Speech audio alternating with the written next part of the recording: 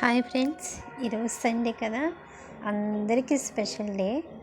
నాకు కూడా అందరికీ ఈరోజు ఏదో ఒకటి తినాలనిపించింది.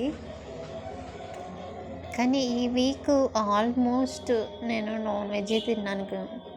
మీరు కూడా చూశారు కదా, అమ్మ దగ్గరికి వెళ్తే అమ్మ కూడా మటను, చికెను, చేపలు అవే వండారు. ఇంకా ఇక్కడికి వచ్చిన తర్వాత కూడా అమ్మ పంపించిన నాటుకోడే తిన్నాను. ఈరోజు సండే నీసు ఎందుకో తినబుద్ధి కాల నీసు, అందుకు అమ్మ పంపించిన బోడకాకరకాయలు ఉన్నాయి ఫ్రిడ్జ్లో. ఇంకా బోడకాకరకాయలు టమాటా రెండు కలిపి వండాను అనమాట. బోడకాకరకాయల కూర మీరు ఎప్పుడైనా టేస్ట్ చేశారా? టేస్ట్ చేయండి, చాలా బాగుంటాయి.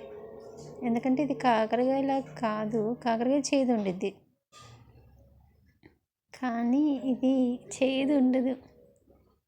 అందుకే టమాటా వేసి వండుకోమ్మ, చాలా బాగుండిద్ది అన్నది. అలాగే చేశాను, టమాటాలు వేసి. చాలా అంటే చాలా బాగుందన్నమాట. ఎంతైనా అమ్మ మాట వింటే ఏది మనకి తప్పు కాదు, అది మంచిగా జరిగిద్ది అనమాట. ఏదైనా కూరని కాదు, ఏ విషయంలోనైనా ఏది పెద్దల మాట వింటే మనకి మంచిదే. అందుకని నేను ఆల్మోస్ట్ మా అమ్మ మాటే వింటాను ఏ విషయంలో అయినా. సో కేవలం ఉప్పు, కారం, పసుపే వేసాను, ఇంకేమీ లేదు. ఒక ఎల్లిపాయ దంచి వేసాను, చాలా బాగుంది. ఏంటంటే ఇంకా తినబుద్ధి నాకైతే. మా హస్బెండ్కి కూడా చాలా నచ్చిందనమాట. కాకరకాయ కూర చేస్తే తనకి నచ్చింది, ఎందుకంటే నేను మామూలుగా కాకరకాయ కూర ఫ్రై చేస్తాను. ఇందులో ఏం వేయను, టమాటా ఓన్లీ ఫ్రై చేస్తాను కదా, బాగుండిద్ది. కానీ బోడక కూడా చేదు ఉండదు కదా, టమాటా వేసి చేస్తే ఇంకా నచ్చిందనమాట తనకి. ఈరోజు సండే కానీ నేజలే ఏం పర్వాలేదు. మళ్ళీ న్యూ ఇయర్ వస్తుంది కదా, బుధవారమే కదా న్యూ ఇయర్.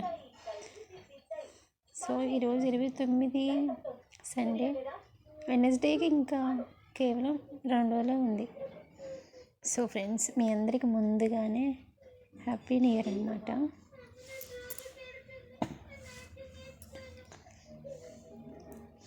న్యూ ఇయర్ మీరున్న మనసులో కోరిక పెట్టుకొని 12 o'clockకి ఆ కోరికని ఒక క్యాండిల్ ముందు చెప్పుకోండి మనసులో.